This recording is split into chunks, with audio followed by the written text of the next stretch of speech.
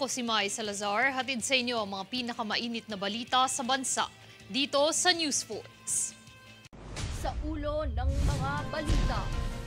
Pagbitbit ng maliliit na bata sa sementeryo, hindi nirerekomenda ng DOH.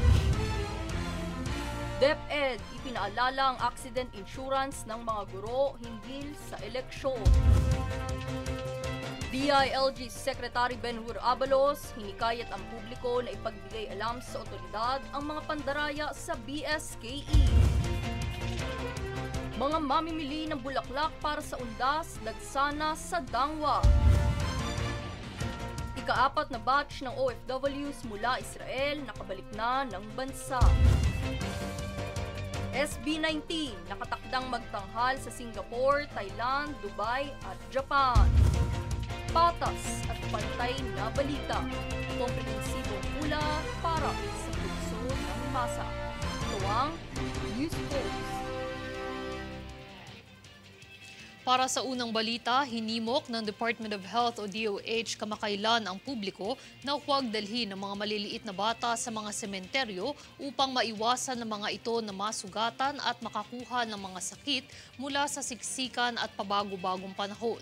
Nagbabala rin si Health Secretary Teodoro Herbosa laban sa pagtangkilik sa mga ambulant vendors sa loob at labas ng mga sementeryo na nagbebenta ng mangga, sandwich, fruit juice at iba pang pagkain. Anya, ang nabanggit na mga pagkain ay maaaring kontaminado ng hindi ligtas na tubig at iba pang elemento ng kapaligiran na maaaring makompromiso ang kalusugan at kaligtasan ng mga mamimili.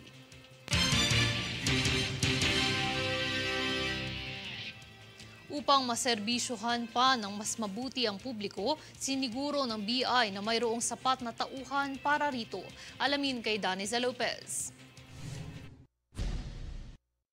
Sa pagdagsa ng mga tao dahil sa nalalapit na undas at mahabang bakasyon, tiniyak ng Bureau of Immigration o BI na sapat ang mga tauhan nito para maserbisyohan ng mabuti at mapanatili ang kaayusan sa immigration. Ayon kay BI Commissioner Norman Tansinco, mas pinaigting na ang ahensya ang operasyon nito para mapabilis ang pagproseso ng mga paparating at papaalis ng mga biyahero. Ipinag-utos nito ang masinsinang pagmomonitor sa mga operasyon para maiwasan ang anumang potensyal na mangyaring aberya. Inabisuan din nito ang mga biyahero na dumating ng mas maaga sa kanilang nakatakdang pag-alis.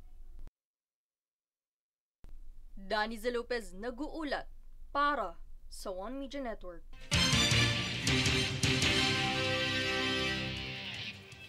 BSKE updates, ayon kay Commission on Elections o COMELEC Chairman George Erwin Garcia, maituturing na pangkalahatang mapayapa ang BSKE sa kabila ng mga naiulat na insidente ng karahasan at aberya sa iba't ibang panig ng bansa.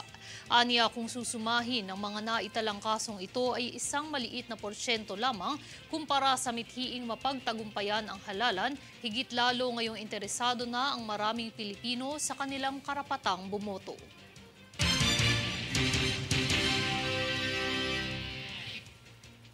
Karagdagang balita sa pagtatapos ng BSKE, hinihiling ng COMELEC ang mas mahabang oras ng botohan para sa susunod na halalan.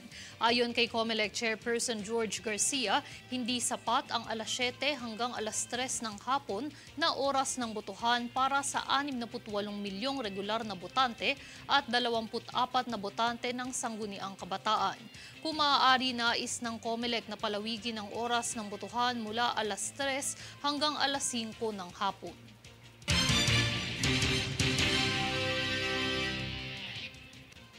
Pinaalala ng Department of Education ang accident insurance na matatanggap ng mga gurong nalagay sa peligro ang kalagayan kaugnay ng BSKE. Francis Riodique para sa balita.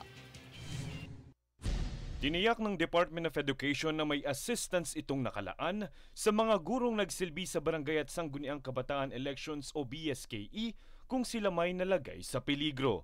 Ito'y ipinaalala ni DepEd Undersecretary Michael Poa matapos makapagtala ng 5 aksidente sa araw ng eleksyon. Ang benepisyong nabanggit ay sa ilalim ng GSIS-issued Personal Accident Insurance. Nakasaad dito ang 30,000 pesos para sa mga accident-related cases at 100,000 pesos naman para sa accidental death or dismemberment. Mangyaring ipagbigay alamang insidente, kalakip ang detalye ng nangyari at contact details ng biktima o complainant sa non-motor claims at gsis.gov.ph. Francis Riudique, nag-uulat para sa One Media Network.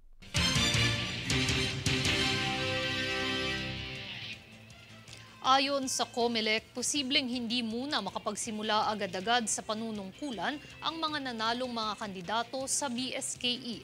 Para sa detalye, nagbabalik si Francis Riudique.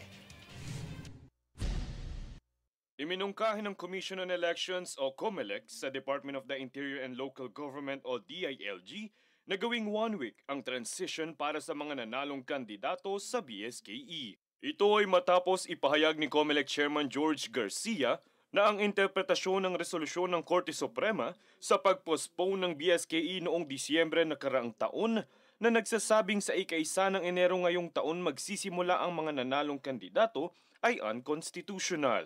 Ibig sabihin na kapag naiproklama ng panalo, ay kinabukasan na agad magsisimula ang pag-upo sa pwesto. Dagdag pa ni Garcia, nararapat lamang na magkaroon ng pag-aaral ukol sa transition period ng mga nanalo. Ayon sa kanya, ito ay dahil dapat na may sapat na oras para sa tamang pag-turnover ng mga kagamitan, budget at mga dokumento. Kabilang sa nasabing dokumento ay ang Statements of Contributions and Expenditures na laman ang detalye ng mga naggastos ng mga kandidato sa pangangampanya. Pagtitiyak pa ni Garcia, pumayag ang DILG sa mungkahing ito ng COMELEC. Francis Riudique, nag-uulat para sa One Media Network.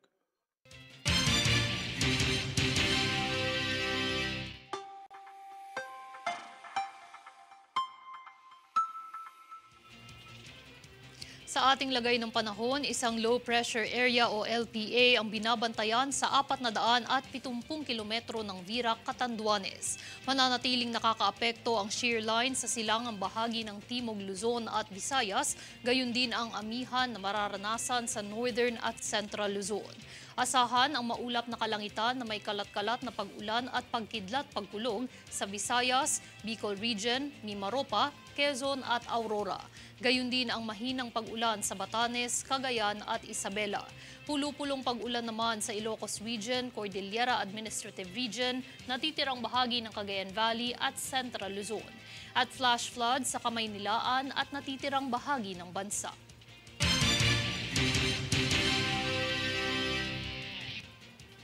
Susunod sa News Force. Pinakamalaking pagtaas ng performance at trust rating nakamit ni House Speaker Romualdez. Pag-angat ng workforce sa BOC kinilala ng World Customs Organization.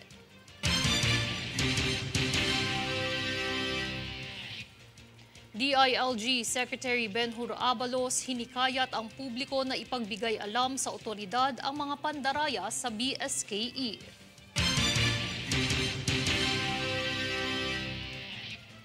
Manatiling nakatutok para sa higit pang mga balita sa pagbabalik ng News Force.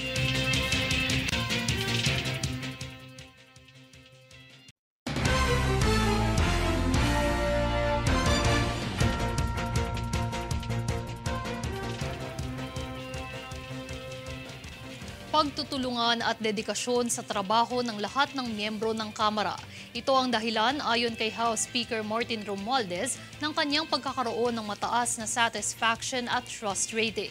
Ito ay matapos ang isinagawang survey ng Octa Research kung saan nakapagtala siya ng 60% trust rating at 61% satisfaction rating mula ika-30 ng Setyembre hanggang ika-4 ng Oktubre. Katumbas nito ang 22% at 17% na pagtaas kung ikukumpara sa parehong panahon noong nakaraang taon.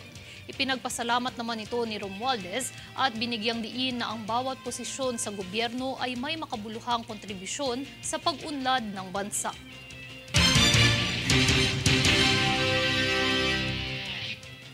Tila nagbunga ang pagpapatibay ng lakas paggawa ng aspeto ng Bureau of Customs sa bansa dahil ito'y kinilala ng World Customs Organization bilang isang profesional na ahensya sa larangan ng pakikipagkalakaran. Narito si Jade Buhoy para sa buong detalye. Pinasinayaan ang angking kahusayan at dedikasyon na panatilihing mainam ang kalakaran at pagsiserbisyo ng Bureau of Customs o BOC sa pangdaigdigang pagkilala ng World Customs Organization nitong kamakailan sa kanilang inilathalang malawakang paglilimbag. Ayon sa inilathala ng World Customs Organization, kinilala si Commissioner Bienvenido Rubio sa kanyang natatanging pamumuno na siyang nag-angat sa sektor ng lakas paggawa ng ahensya dahil nakatuon ito sa kaunlaran ng mga manggagawa at pagsasaayos ng serbisyo sa bansa. Bahagi rin ito, kinilala rin ng BOC sa bansa sa kalidad na serbisyo nito sa aspeto ng customs operation sa mga pagsasaliksik ng World Bank at United Nations. Pinahayag naman ni Rubio na ito'y isang bahagi ng kanilang layunin na mas mapaunlad ang bawat manggagawa sa pagsuporta sa kanilang mga kinakailangan at pagmamalasakit sa kanilang kapakanan upang mas mapainam ang kalidad ng serbisyo sa bansa. Jade Buhoy, nag-uulat. Para sa One Media Network.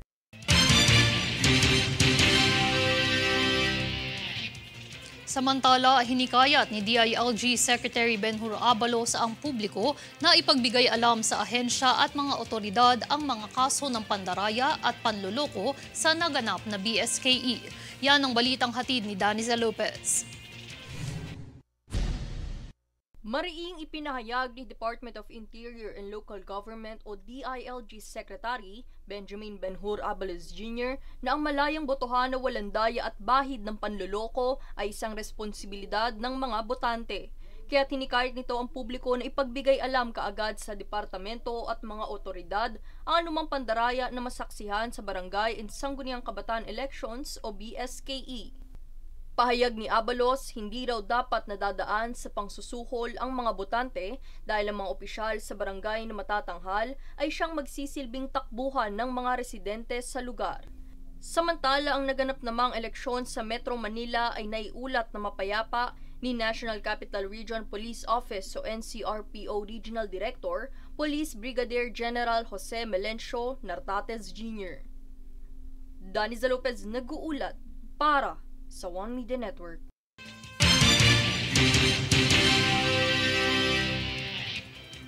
Sa papalapit na undas kung saan inaasahan ang pagdagsa ng mga tao sa PTEX, isinagawa ng LTO at DOTR ang inspeksyon sa mga terminal at sa mga pampublikong bus nito.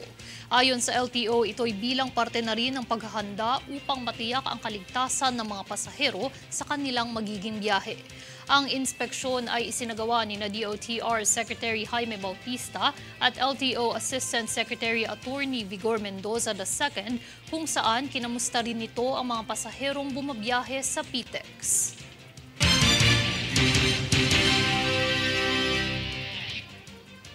Dagsana ang mga mamimili ng mga bulaklak sa Maynila para sa papalapit na undas. Narito ang ulat ni Princess Castro. Dagsana ang mga tao na namimili ng mga bulaklak dito sa Dangwa bilang paghahanda para sa undas bukas at sa ikalawa ng Nobyembre. Bukod sa pagdagsa ng mga mamimili ay tampok din dito ang iba't ibang uri, iba't ibang kulay ng mga bulaklak na maaari nating ihandog at dalhin sa pagbisita natin sa mga mahal natin sa buhay sa sementeryo. Ang mga karaniwang presyo ng mga bulaklak na itinitinda rito ay nasa 200 hanggang 1,000 piso pataas, depende sa laki, uri at dami nito. Para naman sa mga bulaklak na abot kaya, mayroon ding tig 100 piso. 100 po. Para yung ibang tao man nakakabili po kasi yung iba hindi makaya yung presyo, ma'am. Marami sa mga nagtutungo rito ang pinipiling mamili rito, bunsod ng mas mababang presyo ang mga bulaklak na itinitinda rito. Kasi mas mura dito kaysa naman doon sa may flower shop. Kasi bagsakan dito, di ba? Ang iba naman ay dito rin namamakyaw ng mga bulaklak. Samantala, kung naghahanap naman kayo ng mga bulaklak na matagal ang buhay, ay mayroon ding mga suhestyon na bulaklak ang mga tindera para rito. Ito carnation po siya. So 1 linggo po ang buhay niya kaya medyo matagal siya gamitin. Para naman sa mga gustong magpa-personalize o customize ng kanilang mga bibilhing bulaklak, mayroon din silang mga tinitinda. Kagaya na lamang nitong bulaklak na mayroon ng kasamang kandila sa gitna na nagkakahalaga ng 400 piso. Samantala, marami sa mga bulaklak ang mga nagtataasan na ang presyo bunsod ng pagtaas rin ng mga raw materials nito. Princess Castro, nag-uulat para sa One Media Network.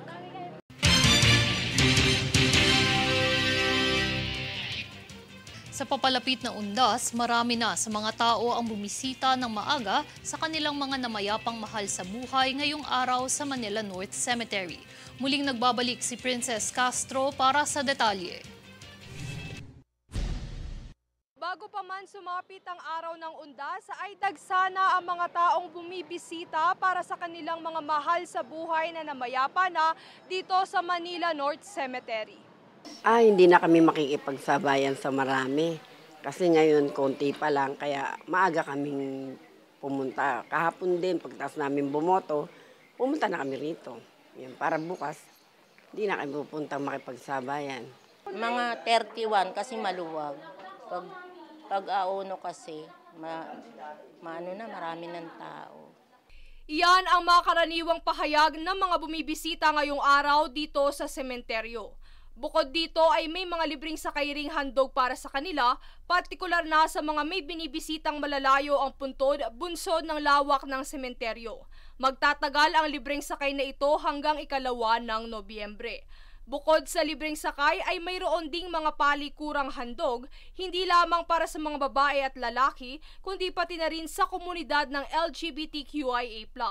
Sa kabilang banda, sa sementeryong ito rin ng Maynila nakalagak ang mga labi ng mga namayapang politiko gaya ni na dating Manila Mayor Arsenio Lacson, dating Pangulong Sergio Osmeña Sr. at dating Pangulong Ramon Magsaysay Sr.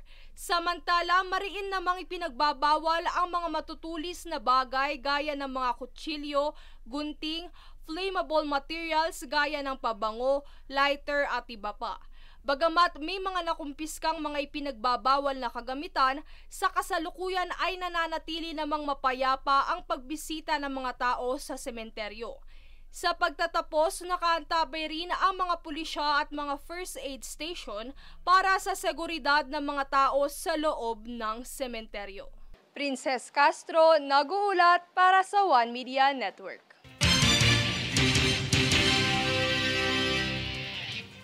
Bilang paggunita sa katatagan, pangangalaga ng kagandahan ng likas na yaman sa bansa, pinagdiwang ng Department of Environment and Natural Resources ang pambansang buwan ng Tamaraw ngayong taon. Narito si Jade Buhoy para sa buong detalye. Sa kanilang ibinidang temang One for Tamaraw, a movement for everyone, pinagdiwang ng Department of Environment and Natural Resources o DENR ngayong Oktubre ang pambansang buwan ng Tamaraw bilang paggunita sa kagandahan at kahalagahan nito sa likas na yaman ng bansa. Madalas sa mga ito ay namamataan sa puso ng Mounts Iglit Baco National Park sa Mindoro, kung saan kinilala rin ito bilang ASEAN Heritage Park dahil mas binigyang buhay ng mga tamaraw ang kagandahan nito. Ayon naman sa datos ng Global Wildlife Conservation, mayroong higit sa 10,000 ang mga nabubuhay na tamaraw noon sa isla ng Mindoro. Ngunit ang pangangaso, paninira sa tirahan nito at mga sakit na kumakalat noong mga nagdaang taon, naiwan na lang sa 500 ang mga uri nito. Bilang paggunita, inanyayahan ng DENR na protektahan at pangalagaan ng mga tamaraw upang mapakinabangan pa ng mga susunod na henerasyon sa bansa. Jade Buhoy, nag-uulat para sa One Media Network.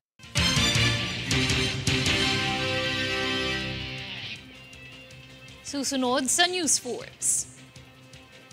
Trick or Treat, taunang handog ng First Global Conglomerates Incorporated para sa mga bata.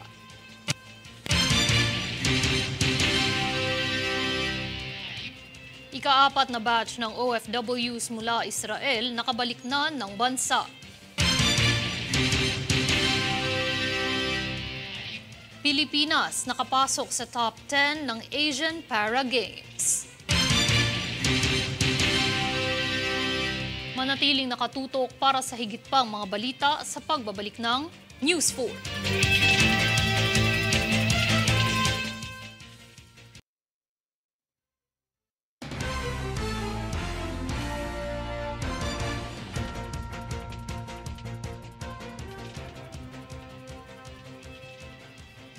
Trick or treat, yan ang tradisyong hindi mawawala sa tuwing sasapit ang Halloween season sa First Global Conglomerates Incorporated kung saan partikular na inihahandog para sa mga bata.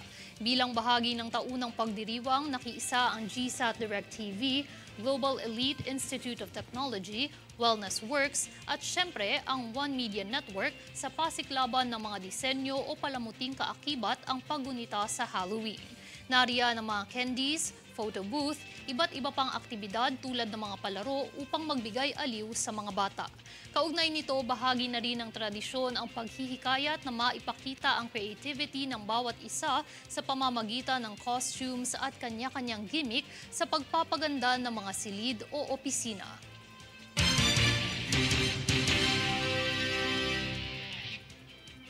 Ligtas na nakarating sa Ninoy Aquino International Airport Terminal 3 sa Pasay City kahapon, ika-30 ng Oktubre, ang ika-4 na batch ng mga overseas Filipino workers o OFW returnees mula sa Israel. Ang batch na binubuo ng 60 OFW at 2 sanggol ay sinalubong ni House Committee Chair on Overseas Workers Affairs Representative Ron Salo, DMW Officer in Charge Hans Leo Kakdak at iba pang officials mula sa iba't ibang ahensya. Lahat ng mga bumalik ay nakatanggap ng agarang tulong at iba pang suporta sa kanilang pagdating. Sa kasalukuyan, 119 na OFWs mula sa Israel ang ligtas na nakauwi sa bansa sa pamamagitan ng mga pagsisikap ng gobyerno sa repatriation.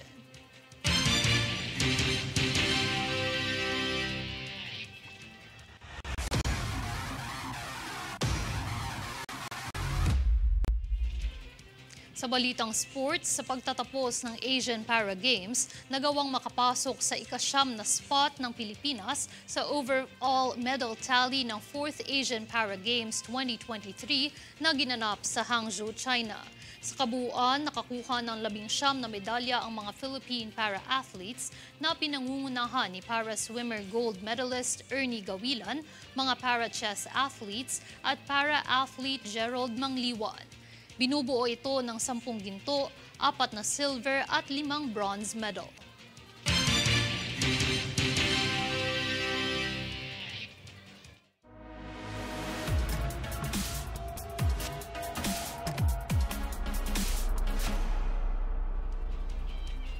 Nitong kamakailan lang ay inanunsyo ng P-pop supergroup na SB19 ang mga bagong petsa ng kanilang tour para sa pagtatag concert ng grupo. Sinabi ng SB19 na magpe-perform ang grupo sa Singapore, Thailand, Dubai at Japan. Matatandaang kamakailan ay idinaos ng SB19 ang fan meeting nito na One Zone sa Pilipinas para ipagdiwang ang ika-5 taon sa industriya.